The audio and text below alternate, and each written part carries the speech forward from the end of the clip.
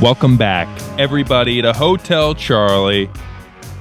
I hope you had a wonderful week off, but we're back with episode 2. Thank you to everybody, of course, for joining us. This is Amyl and the Sniffers. You should not be doing that off their new album. A nice Australian punk band. The lead singer really scares me, but I follow them on Instagram, and they always have something funny to post. So check them out. That way, if we get a copyright claim, I could say, no. I was talking about the music. What's new with you guys? Sorry, I'm stuttering here. I'm a bit nervous. I had a week off. Oh my gosh, I don't even know what to do with myself. I guess the biggest thing is, well, I'm recording this on Wednesday. Tomorrow is Thanksgiving. This episode comes out Saturday. I hope you all had a wonderful Thanksgiving. I'm sure I did. I'm sure I had a lot of turkey and a lot of stuffing.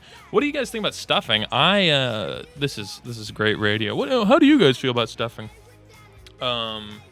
I'm a big fan of boxed stuffing, but for Thanksgiving, my family always makes homemade stuffing. It's just not the same. I like shitty food. I like bad food. I like boxed stovetop stuffing. Turkey stuffing is very good. I eat it throughout the year. It's not just a Thanksgiving thing for me. It's actually not a Thanksgiving thing at all because we make homemade stuffing, and I'm not exactly a fan. I'm going out with some people later to have a pre-Thanksgiving party, to have some drinks and have some gambling and, maybe a hooker, maybe some drugs. I don't know what will happen. The future is undetermined. That's the nice thing about the future. I guess that's what they say. But yeah, I'm going out later with some people, with some work people. Not my work. I don't have a job, but people I know who work with other people. I'll be hanging out with them, and I'm excited. I've actually given up drinking since college. I mean, that's a lie. I'd still drink, but it was different in college when you'd sit, it's Saturday night, it's Friday night, we just had a test.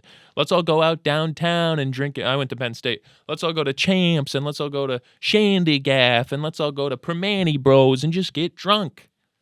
I am not a fan of that anymore.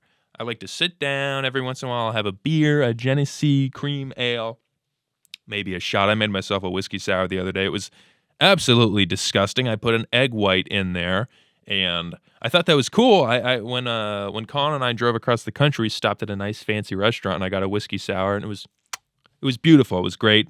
I tipped the guy $100. It was a great drink. So I came home to decide to make it myself. When I got to the end of the drink, I realized, this is where the egg white went. I didn't mix it up well enough in the drink, and then I just had a shot of egg white. I felt like Rocky Balboa with a hangover. It was disgusting.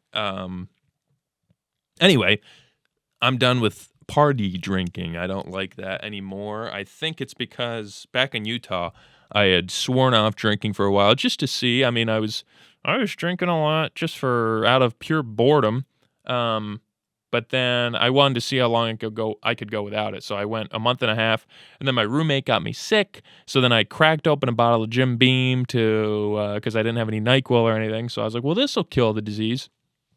After a month and a half off, you don't know your limits anymore. It's like Philip Seymour Hoffman or all these guys, these actors who do heroin and die. It's because they, what do they say? First of all, a lot of guys die in hotels of heroin overdoses because when you're doing heroin in the same room in your house, when you walk into that house, your brain is basically going, all right, here we go, it's heroin time. But if you go to a hotel room, your brain doesn't know you're about to do drugs. It's thrown off. So you just do as much heroin as you normally do, but your body wasn't ready for it yet. And that's when you die. Or if you do heroin a lot and you do, I don't know what heroin is counted out by, but you do 2 rocks of heroin. And then you take a year off. You go to jail or whatever for possession, and then you come back and you're like, I'm going to do some heroin again. So you do what you used to do, but your tolerance is way down. So then you take 2 rocks of heroin and stick it in yourself, and then you die. That's basically what happened to me. I took a month and a half off of drinking, drank almost an entire bottle of Jim Beam, and was ready to die. Luckily, I had already quit my job, so I could just lay in bed for the next day. The problem was I had made a bunch of goulash, a week's worth of goulash, the night before, and I didn't eat any of it the night before, and I didn't eat any of it the next day, and by the 3rd day, it was all just gross. That's some unemployed things to do. You make an entire pound of goulash, and then you just eat it for breakfast, lunch, and dinner, but I wrote off that entire day, so that all went to waste, which is fine. My point is, because of that, I don't care to drink anymore. I still have some beers, but I'm not. I don't want to sit down and just have a bottle of Jim Beam the same way college kids do, where they just want to get drunk all night and run around. I was never into that. Of like, hey, I'm drunk. I better go run and chase after someone and act like an idiot. It's like when I get drunk, I just get drunk at this table and I just sit down with a beer and I just watch my computer, whatever's on the screen, and I'm just like.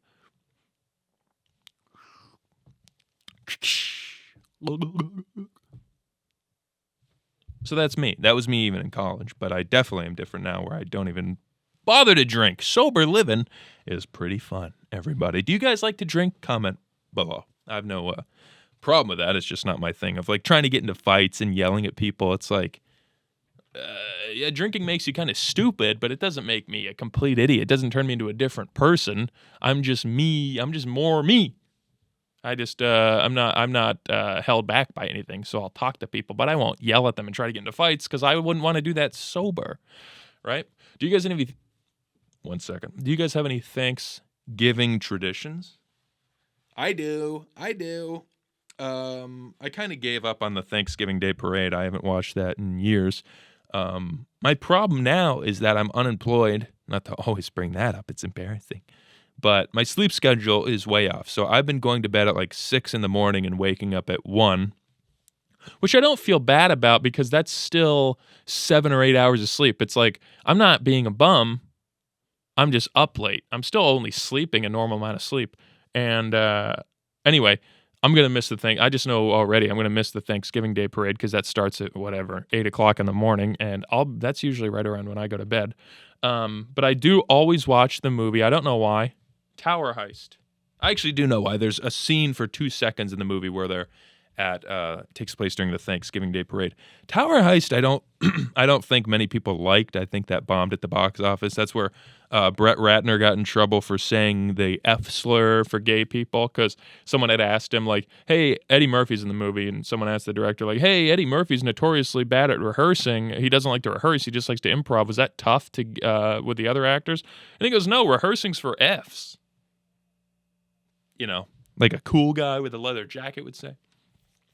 Well, there's not a lot of cool leather jacket guys at a press conference in Hollywood, so that got him in trouble, and then later he got canceled for Harvey Weinstein stuff or whatever. 1 second, I got a frog in my throat here. That's just a tidbit for you, but regardless, I still I can separate the art from the artist, and I love the movie Tower Heist. I think it's very funny. Big fan of Casey Affleck, big fan of Ben Stiller, not Ben Affleck. Matthew Broderick's in the movie. It's just, I don't know, it's just fun. It's just a tradition I have. It means nothing to me, but it's the same way every Christmas my old roommate in college, Jason, and I used to just watch Point Break, and we'd make a mega breakfast, and we'd call it Point Breakfast. Every, our last class before Christmas break, we'd come home and make a huge mega French toast, bacon, hash browns, eggs, scrambled eggs, omelets, yogurt, granola breakfast, and then we'd watch the movie Point Break with the 90s version with Keanu and rest in peace Patrick Swayze. So those are my traditions. But this Christmas, this Thanksgiving rather, I will be watching Tower Heist tomorrow at probably 4 in the afternoon, and then quickly eating Thanksgiving dinner because for Thanksgiving, for some reason, everyone has to eat at 3 o'clock. But not me. I'll be watching a movie, and you better not interrupt me. And then I guess we have to watch Planes, Trains, and Automobiles, which I like. But it's Christmas movies and stuff. Are you supposed to, like a Thanksgiving movie like Trains, Planes, and Automobiles, am I supposed to be watching, or Planes, Trains? That's the thing about that name of that movie. I've never gotten that right. You have to, it's Planes, Trains, and Automobiles, and the way to remember that is because they start off in a plane, then they go into a train, then they go into an automobile. But the words all rhyme, so it's just like Trains, Planes, Trains, blah, blah, blah. I never get that title right. Am I supposed to watch that tonight because it's a Thanksgiving movie, so it's supposed to get me in the mood for Thanksgiving? Or am I supposed to watch that tomorrow because it is Thanksgiving, but by the time I watch it tomorrow night, Thanksgiving is over. So it's already out of my system. I'm ready for Christmas. Also, I don't listen to Christmas music until December 1st. I have a very fun December 1st coming up. I think that's 2 days from the day this episode comes out. I mentioned it in the last episode for a second, then forgot to talk about it. Macaulay Culkin is doing a screening here in town on December 1st, and I will be attending that. I guess I shouldn't say that because this is still happening, so you could go get tickets and kill me. But Macaulay Culkin's doing a screening for Home Alone, so I'll get to meet Macaulay Culkin, my favorite child actor, which I think is fun. It'd be fun to meet him, but then I remembered after I bought the tickets, it's like, oh, I have to watch Home Alone in a theater. I mean, I'm excited for it, but it's just weird because I've watched that movie so much on my own, very cavalierly, at my own, whatever. However I want to do it. I watch in my own house. I can pause it. I can be on my phone. But now I have to watch it in a theater and pretend like it's the first time I've ever seen it because I don't do movie screenings. If you're like, oh, well, why not? It's just a movie. It's like, yeah, but I haven't done a movie like that where they re-release Seven in IMAX, a movie I've seen 100 times, and then gone to see it. The only movies I've seen in a theater are movies that are coming out that I've seen for the first time. Anyway, so that'll be fun. So be ready for that next episode. I'm sure I'll have a fun story about how, me and Macaulay really got along. He said that Brenda Song is interested in the show, and she's actually a big fan. So I'm excited for that to see what comes up. And maybe we'll even get an interview if I can give him my business card, which I haven't made yet, but I have no problem handwriting one and just handing it, basically a Post-it note just saying, like, here's my email, Macaulay. Other than Righteous Gemstones, what do you got going on right now? Your brother, great in Succession. That's another thing I think would be funny to do eventually. Maybe I'll do it on the show, maybe not, I don't know, out of laziness. But like find celebrity siblings. Well, not necessarily two siblings that are celebrities, but like, let's say Mark Normand, the stand-up comedian. It'd be funny to me to interview his brother and then just ask his brother, like, hey, so how does Mark get his ideas? Just get the interview with the brother and then ask him all the questions you want to ask for the real celebrity. I think that'd be funny. So maybe I'll do that with Macaulay Culkin. The problem is he's already famous, so it'd be even worse to just ignore that. Oh, the success of your brother is crazy. And then Macaulay Culkin's like, I kind of ran the 90s yet, right? I'm like Uncle Buck's buddy. Never seen Uncle Buck. I've actually only really seen Home Alone. I've never seen Richie Rich. I've never seen My Girl. I've never seen Uncle Buck. But I saw Home Alone 1 and 2, and that was enough to seal the deal that I'm a big Macaulay maniac. Right, guys? How do you guys feel about Macaulay Culkin? That's great. I do want to talk about this. Let's get into the news, shall we? Everyone's aware that Saturday Night Live sucks. I know, you all hate Saturday Night Live.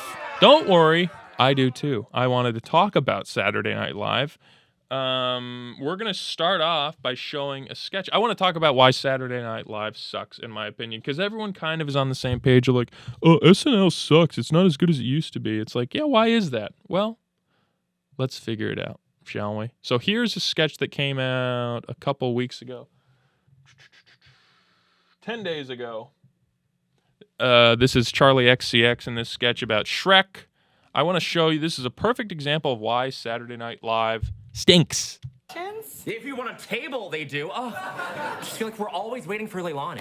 Okay, babes, are we ready to tear up Domino's? So they were at Shrek the Musical. They're waiting for their friend, and she comes out with a bunch of green paint on her. Oh, my God. What'd she do? But wait, there's 2 seconds here. Keep your eye right here on the TV. Leilani, did you just make out? Oh, I just punched the TV. Did you see what I saw? Look at that. Look at this right here. Do you see this? A cue card, everybody. Ha ha ha. A cue card. We're laughing at you, Saturday Night Live. We're laughing at you for having your cue cards up. That's it. That's the biggest thing about Saturday Night Live is those wretched cue cards. Let me move over a little bit so you could keep seeing that.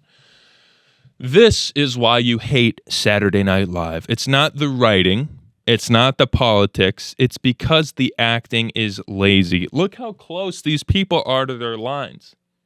Now, I know you could say, oh, well, Harrison, they're under a lot of pressure. They don't have time to learn all their lines. No, you don't have time to learn all their lines. This is a professional sketch comedy show that has been going since 1974. And these are the best in the biz, as per Lorne Michaels and NBC, and they can't remember their lines. That's not good. Don't just pretend just because, oh, well, I would have a hard time thinking that. Yeah, because you're not an improv actor or an actor or a stand-up comedian who's wanted to be on SNL.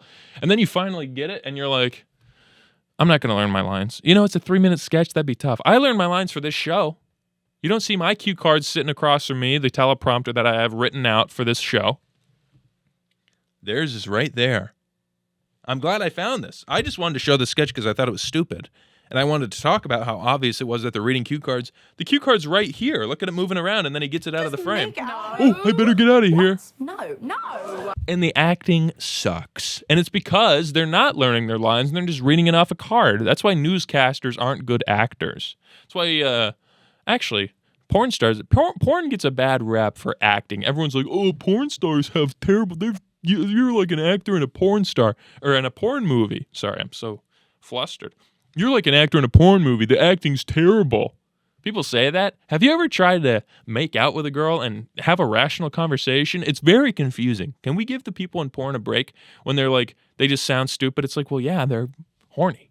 I hate the word horny, by the way. But there's no other word that describes that feeling. Isn't that a shame? You have hunger, voracious, starving. There's that. But then for being in the mood sexually, it's just horny, which is a stupid gay word, if I must be honest with you. It's a weird middle school word that I don't like at all. Could you imagine being an adult and being like, oh, I'm horny?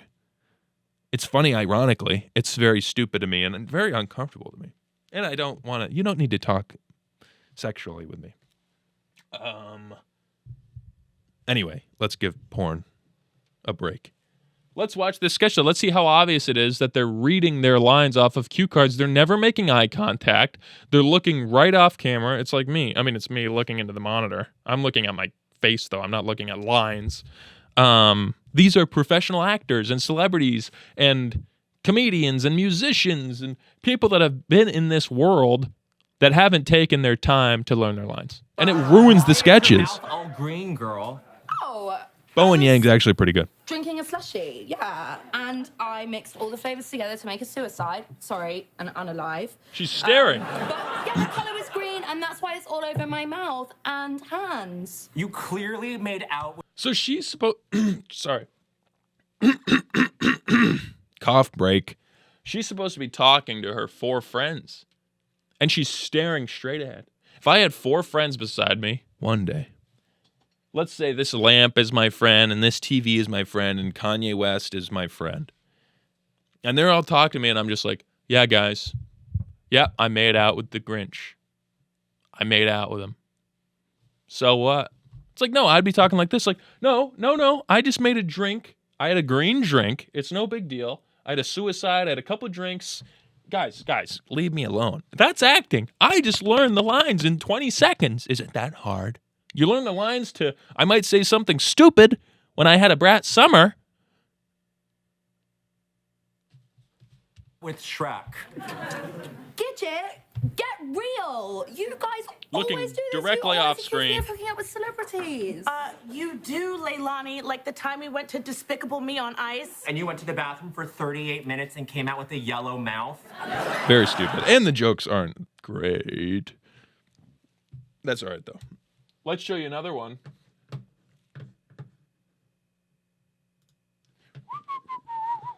Let's show you a vintage Saturday Night Live sketch with Mr. David Spade and Adam Sandler and Chris Farley. Let's see if we notice anything different. And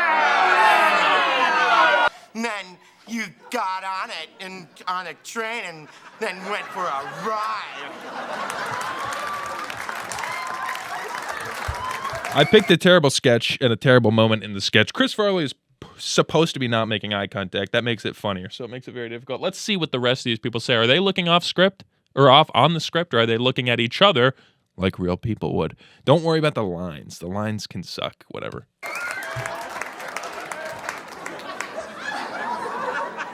That doesn't even make sense. Shut up. Huh? You remembered shut up. Whatever. Really, whatever. Whatever. Whatever. I don't know how Rob Schneider would feel about this now, considering that he lost his friendship with his daughter because he hates gay people or whatever. And look at him here, dressed up like a trans. Interesting. That was a terrible moment to show. Let's skip it back a couple seconds. How much are they looking off script? He came over, and I went to get the mail, and when I came back, I was all, did you use my phone? Okay, he stuttered, and you can see he's looking this way. He's looking off this direction, right? At least he's turning his head and acknowledging Chris and Adam.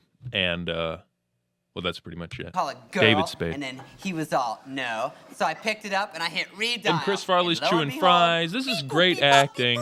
This is incredible acting all around. I'm all, you're busted, sweetie, and so are you, Paul. Get out.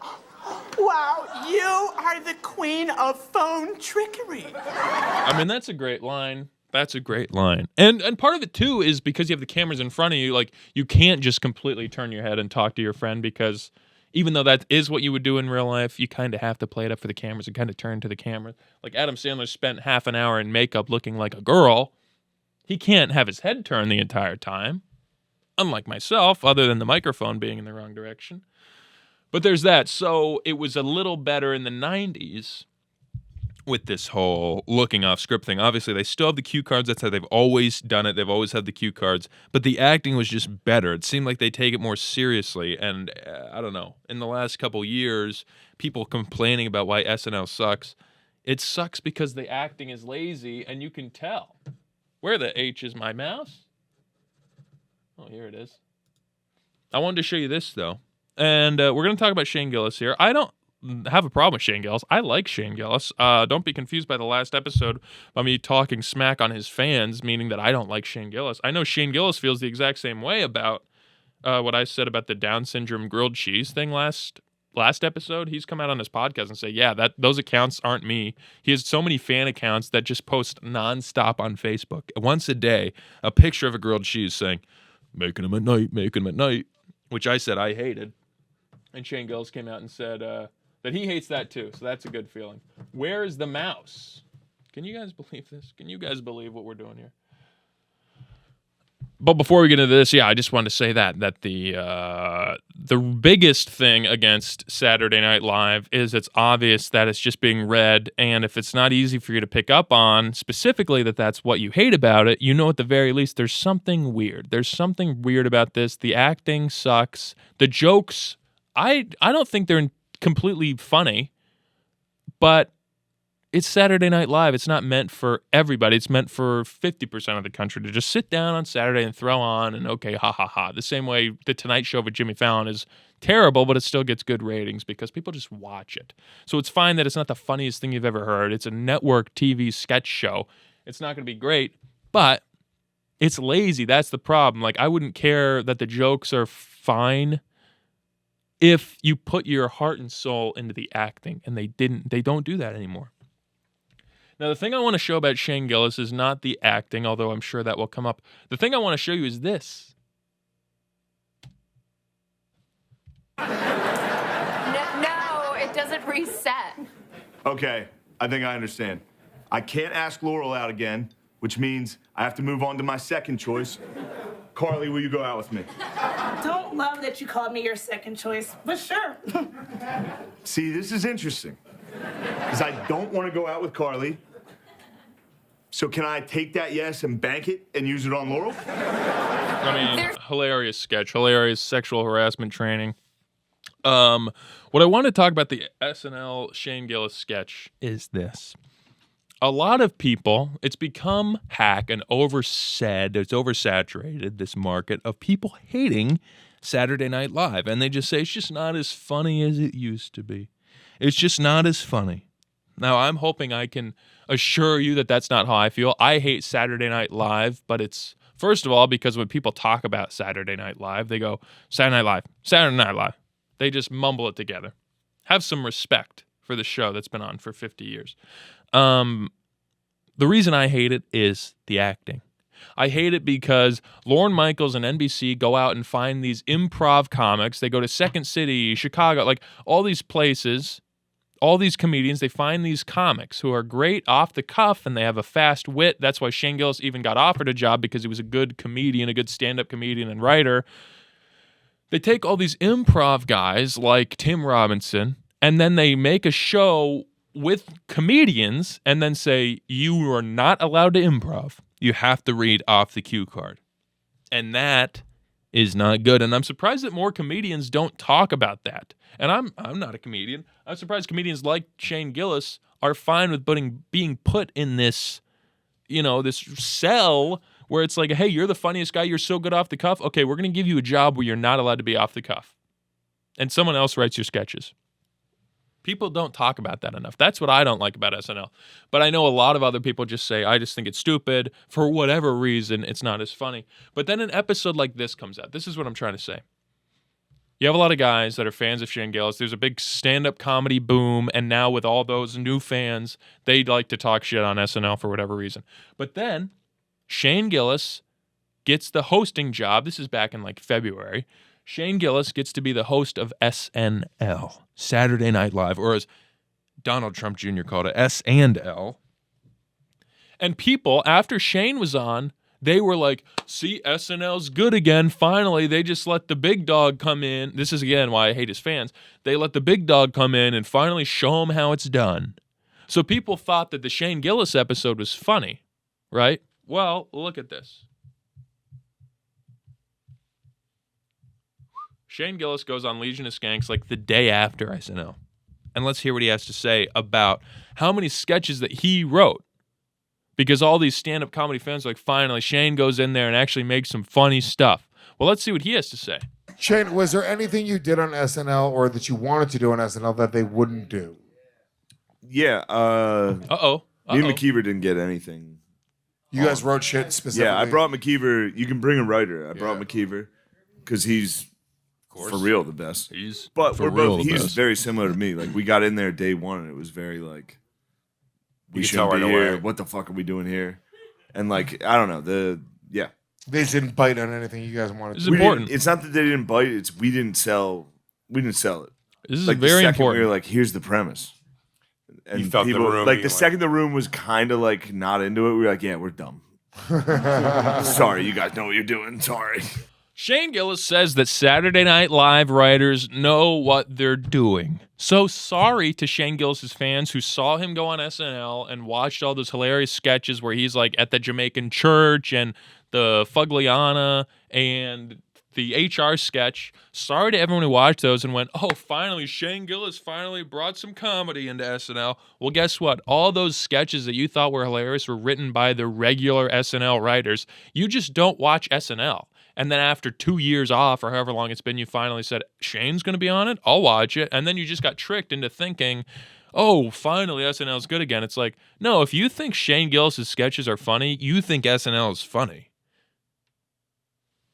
Hello, do you hear me? And not only that, Shane Gillis just admitted nothing he wrote was good enough for the SNL sketches, for the SNL writers, and he even said, you guys are professionals, actually. I don't even know what we're doing. Now, obviously, he's playing it out. He's playing a character. He's being a goofball, saying, like, hey, it's just weird to go in. Like, it's overwhelming. I'm sure he's overwhelmed. I'm sure he's not 100% saying, I'm stupid. SNL's so much funnier than me.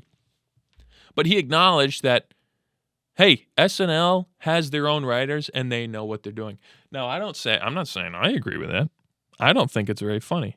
But you all love Shane Gillis. He's the top dog in comedy, and he just said that SNL writers are better than him at writing sketches. So can we please stop saying that SNL's good or SNL's bad, and it'd be so much funnier if they had guys like Shane on and Nate Bargatze on. It's like, watch their episodes. It is funny. I don't watch SNL. Watch their episodes. It is funny again. And it's not just because your favorite comedian is on. It's just because the writers know what they're doing. That's what Shane Gillis said. And the only reason it's bad is the acting. Now, if they just fix the acting, it's a fine show. It's a fine brain rot, stupid show to just throw on. It's SNL. Let's watch it. The reason you hate it is the acting. I just wanted to talk about that. Now, let's get this all off my screen. What else do we have here? That was a quick Saturday Night Live rant. And like I said, it was just, I don't know. I get annoyed that, because I do like stand-up comedy, and I get annoyed that you have these stand-up comics that go on there and then aren't allowed to improv, and then it's just been taken like back in the 80s and the 90s, these guys were on it that were like 35 and 40 years old. Like Kevin Nealon's like a grown 40-year-old father when he's on SNL. John Lovitz is old. Like you had these young guys, Chris Rock, Adam Sandler, David Spade, Chris Farley. Like okay, you had young guys in there, but you also had a lot of old guys. Phil Hartman's on Saturday Night Live. He's an old man. But now it's just a bunch of young kids who are trying to use it as a springboard to get famous, and it's not working. The only guy recently like that is like Pete Davidson. And when's the last time you heard about him? He had that movie with Bill Burr. It was fine. King of Staten Island. But other than like you don't have these household Saturday Night Live names anymore. It's just weird. I don't like how SNL is, I don't know, what it's morphed into. And it's an organic thing. It's been around for 50 years. They're trying new things, but I do think it was better back in the day because the acting was better and people weren't just taking advantage of it to just go on and then use it as a way to become famous. They were like, no, SNL is the goal. I'm Kevin Nealon. I'm 40. This is all I want to do. I'm assuming that's how he feels. I don't know. Maybe he hated his life. I mean, Eddie Murphy did that. There's plenty of examples. I'm not saying that that's the end-all, be-all, and this is how it was back in the 80s versus how it is now. Like I said, Eddie Murphy was 18 when he had freaking Delirious come out, or 22. But I don't know. There's certainly something about it. I think it's the acting, and I think it's the lack of enthusiasm from the cast who are just doing it as a, sure, it's SNL, it's cool. I hope I can get a T-Mobile commercial after this. I'm obsessed with arcade machines. Let's move on. Let me get a drink first.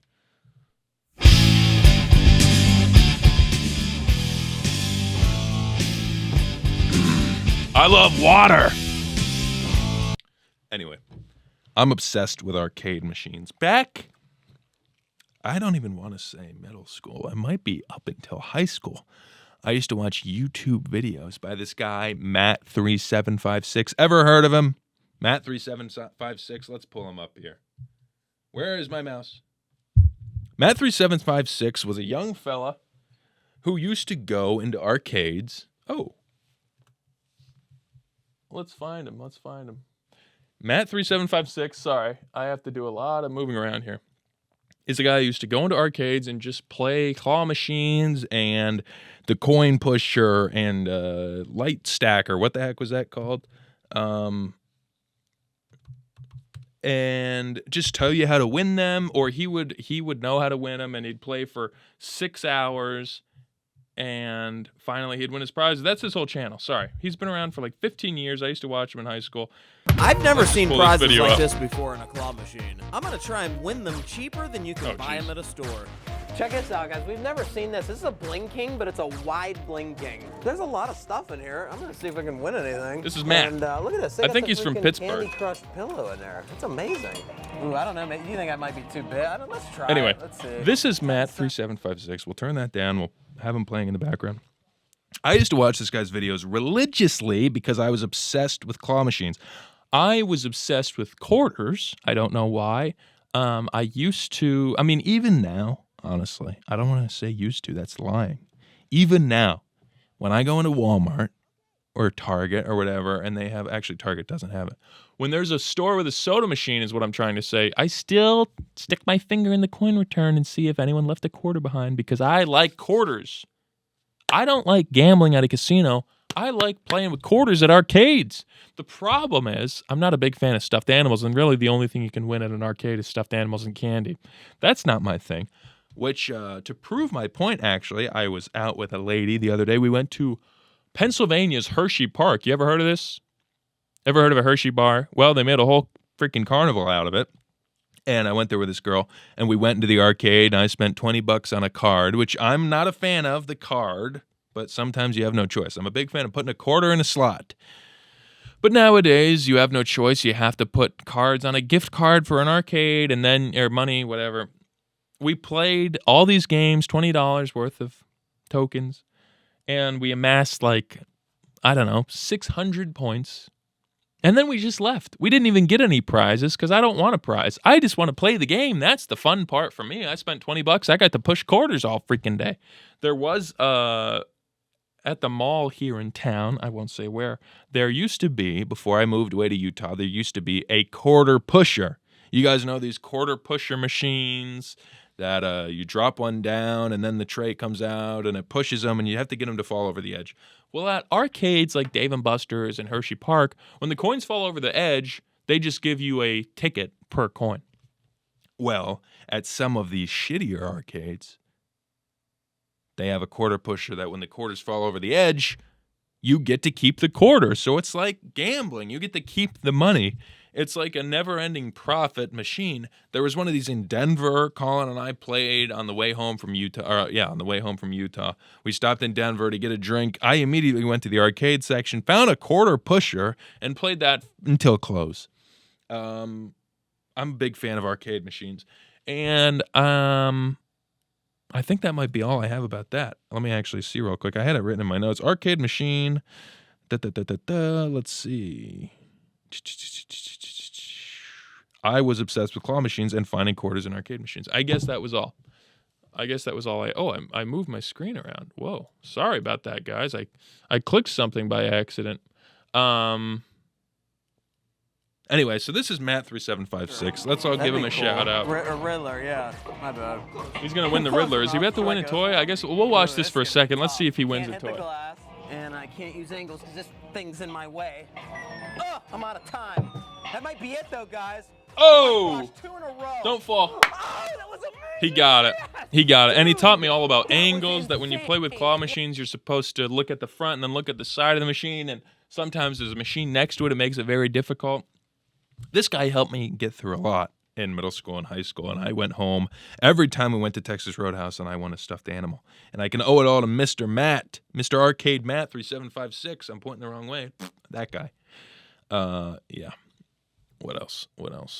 Anyway, speaking of Hershey Park, having said that, I was at Hershey Park with a lady the other day, and we were waiting in line, and in front of me was a guy and a girl. And the guy in front of me was a little shorter than me. He was wearing a hoodie with his hood up. It was like 50 degrees out. And I couldn't see his face, but I saw the lady in front of him. And she was like a foot and a half taller than him. I'm like, hey, whatever floats your boat, right? And I saw her face, and she looked like she was about 30, and I kind of wasn't paying attention. I wasn't just staring at these people, but they were next to me, so it was hard not to see them out of my peripheral. And what I saw next out of my peripheral was that the lady leaned down and gave this guy a big kiss on the lips. So at first I thought this was just like a kid and his mother, but then I see them give a kiss on the lips. This guy's got his hood up, so I can't really see his face. And I'm like, oh, that's a man and woman in love. And this guy's like 4 feet tall. So the line starts moving. He's in front of me with his back to me. And finally, for whatever reason, he turns around and I see this is no man. This is a 12-year-old boy. And I think it's safe to assume that he's not in love with this woman and that the woman taking him, chaperoning him to Hershey Park, is his mother, meaning that I saw a 12-year-old man, kiss his mother on the lips in public at Hershey Park. That is grounds for dismissal in my book. Dismissal from life. You can't be kissing your mother. And look, judge a book by its cover. These people looked a little trashy, a little hillbilly, which I guess is fine on its own, but they seemed like the kind of people that are like, hey, what are you doing? No gays in the military. No homos allowed to show public displays of affection. Meanwhile, they're turning around and kissing each other on the mouth incestually. I'd much rather watch a gay guy kiss his husband than a mother kiss his son, or her son, or whatever, Harrison Brinker. So that was disgusting, and I just wanted to talk about that, and I hope anyone watching doesn't kiss their mother on the lips. I don't even hug my mother. I've never told her I loved her. She's never said it to me, and we get along great. We don't need to be making out in the Hershey Park line for the Great Bear to prove to each other that we have feelings. We keep those deep, deep down, and they pop up on Christmas when I get her a gift. That's all she needs to know. Right? Anyway. What are you guys up to? How have you been doing? How's this episode treating you? We're almost 40 minutes in. That's so fun. I don't know how long these are supposed to go, but I have plenty more on the list here of things I want to talk about. Most importantly, maybe we'll end it with this. Actually, no, we won't. We'll have 2 more things for you guys. Are you excited? The episode's almost over. I want to see if I can do this on my screen. I want to show you my phone. Time out, time in. I am bored out of my mind, unemployed, which leads me to my next point, which is I have been downloading apps on my phone. I never used to have apps on my phone. The only app I ever had on my phone was Balls and 2048.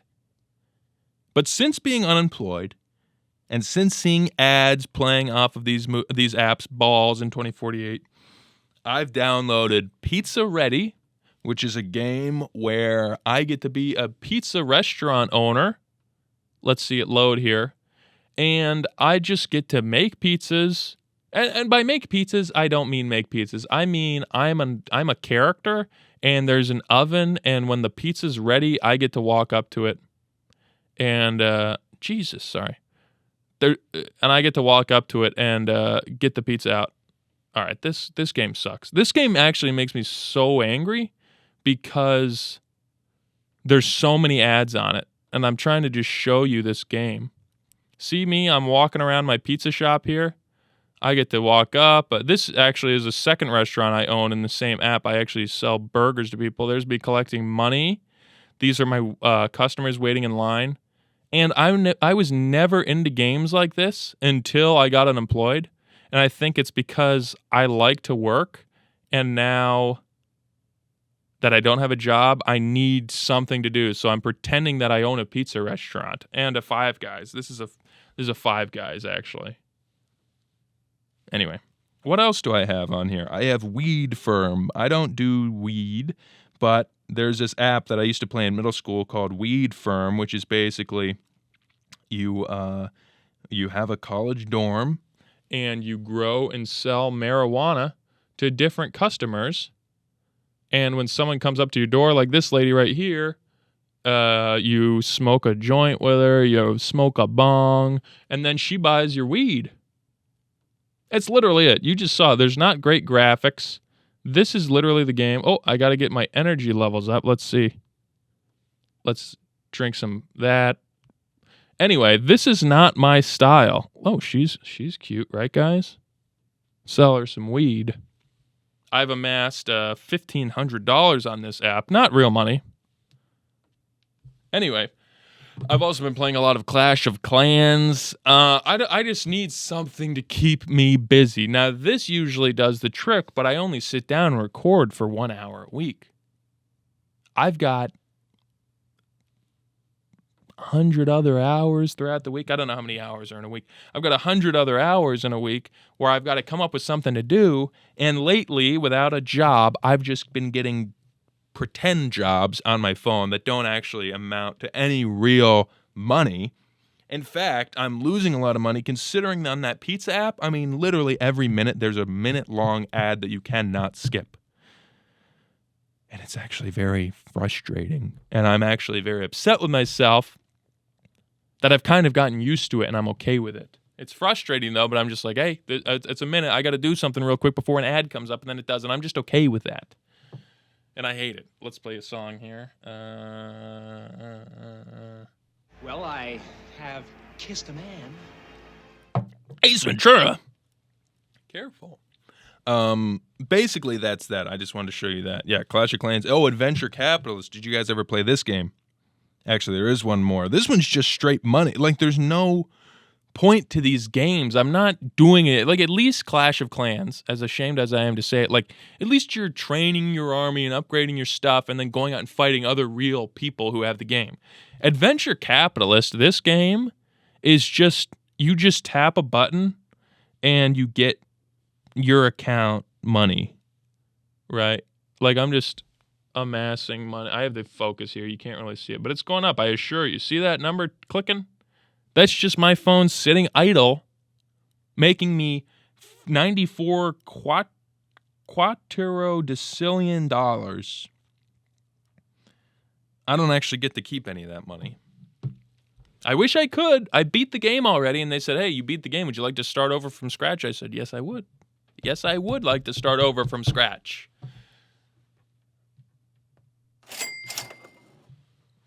Anyway, that's pretty much all of that. I guess it's just, this is more just me complaining to you guys. Like, I am bored out of my mind to the point where I'm playing games on my phone about having a job.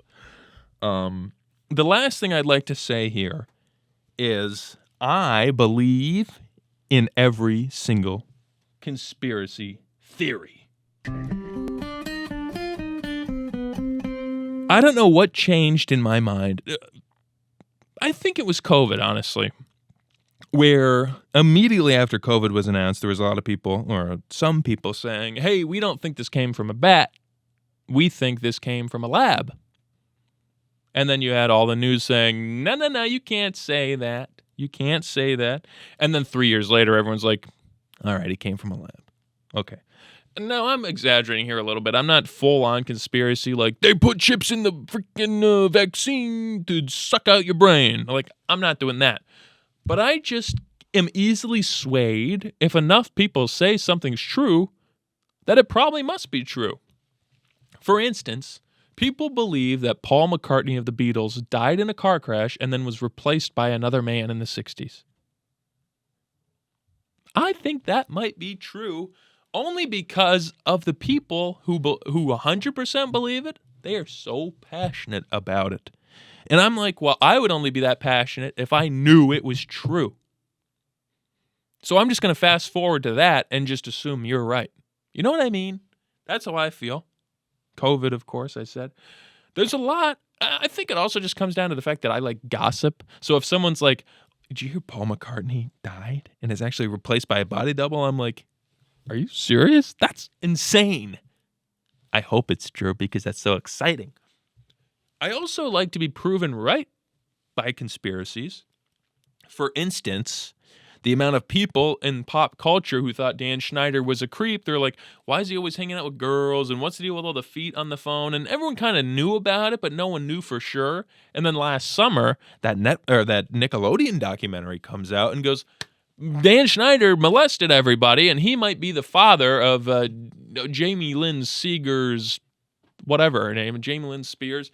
Who's Jamie Lynn Sigler? Or whatever? Oh, that's the girl from Sopranos. Jamie Lynn Spears from Zoe 101 has a baby. That's Dan Schneider's baby. And everyone's like, you're crazy, you're crazy. Then this documentary comes out and it's like, Dan Schneider molested everybody under the age of 10 that worked at Nickelodeon. And it's like, you know, the Jamie Lynn thing doesn't sound so crazy anymore, does it? So it's fun when they come true, too. I think that's the thing. Where I don't really care about these conspiracies, but I want to say I believe in them. That way, if they're true, I can go, I told you. I told you. Like rappers being gay. Everyone talked about, are rappers actually gay? I mean, look at Tupac from before he did that movie with Will Smith's wife. And he's like, I'm Tupac, I love women, yada, yada, yada. I just love my mom. And then they put him in that Poetic Justice movie where he had to play a gangster. And then after that, he's just like, what up, everybody? I'm Tupac. I'm Tupac, and I'll kill you. And it's like, dude, what are you doing? You're clearly just a gay actor, which is fine. But it's funny for a gay actor to then be like, nah, man, I'm a gangster. It's like, no, you played one in a movie. Robert De Niro. You ever see Robert De Niro, how he carries himself? You have to remember, actors were theater kids from your high school. Just because the theater kids didn't get famous doesn't mean that the ones who did aren't theater kids, right? So Robert De Niro is a Broadway actor who just happened to play the taxi driver and then the mean guy from freaking Goodfellas, and you're all going, dude, Robert De Niro would kick my ass. It's like, really? Think of the scariest guy from your high school's theater crew? That's Robert De Niro. You know what I mean? Robert De Niro can't do anything. And I'm not just saying that because he's 80. I'm saying that because he's a theater kid. No offense to you theater kids, but don't be tricked into thinking, hey, Chris Evans was Captain America. He's actually a badass. It's like, no, Chris Evans was a theater kid and then took a bunch of steroids to get strong, and now that hasn't left his system yet. So he's on Twitter like, you know, if I actually was Captain America, I wouldn't be too happy with Donald Trump in office. It's like, yeah, well, of course not. You're a gay theater actor. I don't care. Anyway, rappers being gay. Everyone talks about that. Oh, are rappers actually gay? How come they always talk about how much they love pussy and sex and drugs? Like, this seems like you're just coping with something. God forbid we talk about that. And then, oh, lo and behold, oh, Mr. P. Diddy has been raping men in his freaking house for ages, and everybody knew about it. And now everyone else finally knows about it. But it's like, oh, okay. So we're not wrong when we know something's up.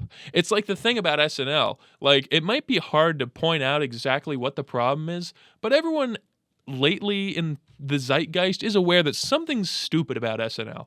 Everyone's kind of aware that something's weird about P. Diddy. Did you see him dress up like the Joker? Like, that should have been enough to show you, like, this guy's out of his mind. Like, this is just weird. This is a very weird guy. Very weird guy. We call him B. Diddler. He should have been the Diddler, not the Riddler. What else? Harvey Weinstein. They made jokes about this on 30 Rock. Like, oh, Harvey Weinstein tried to molest me. Whatever.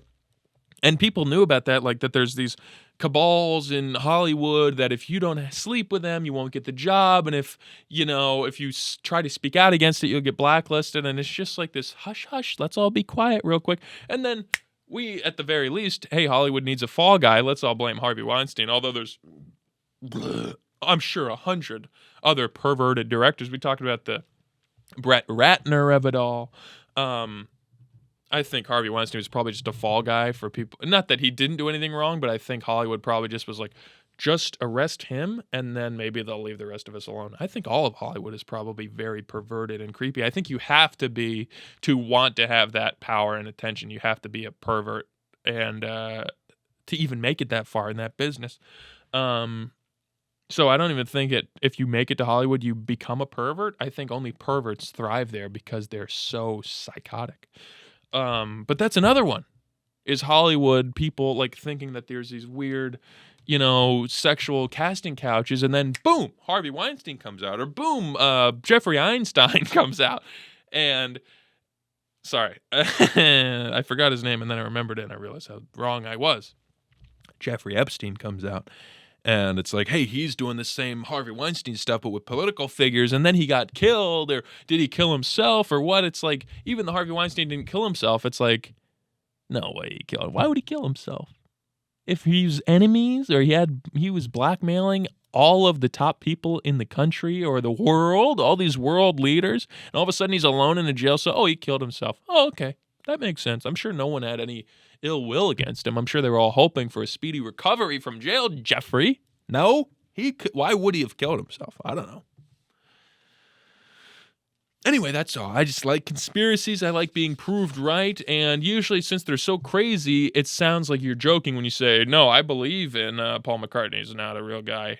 It's going to be so fun in 2 years when he dies and they do a DNA test with his mother, Mother Mary. And they find out he was right. And that we were all right, and that he actually is a body double. Isn't that exciting? So I'll leave you with that. Go find some conspiracies that sound crazy. Put all your eggs in them, because if you're right, it's like a big 25-leg parlay, a 10-cent parlay on the Eagles. If you're right, you're going to be rich. You're going to be the richest man in the world, my friends. So I'll leave you with that. I hope you all enjoyed this episode. I wanted to do more, but it's been 55 minutes, and I don't want to bog you down at the end of the episode with a bunch of other stuff. So we'll continue it all next week, where I'll talk about Macaulay Culkin and how I'm his new best friend. We're going to do some stuff with measuring cups, I think, and I'll tell you everything I bought on Black Friday. So I hope you all enjoyed this episode. I hope you all had a great Black Friday. Obviously, this episode comes out today. Comes out Saturday. I hope you had a good Black Friday. I hope you bought some stuff. I hope you're all watching this on a big new 3D curved TV.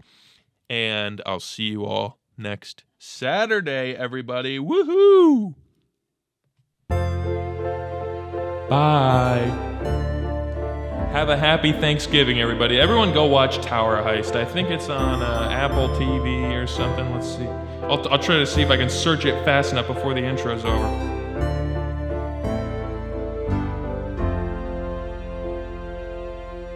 It's on Amazon Prime Video. Everyone go watch Tower Heist.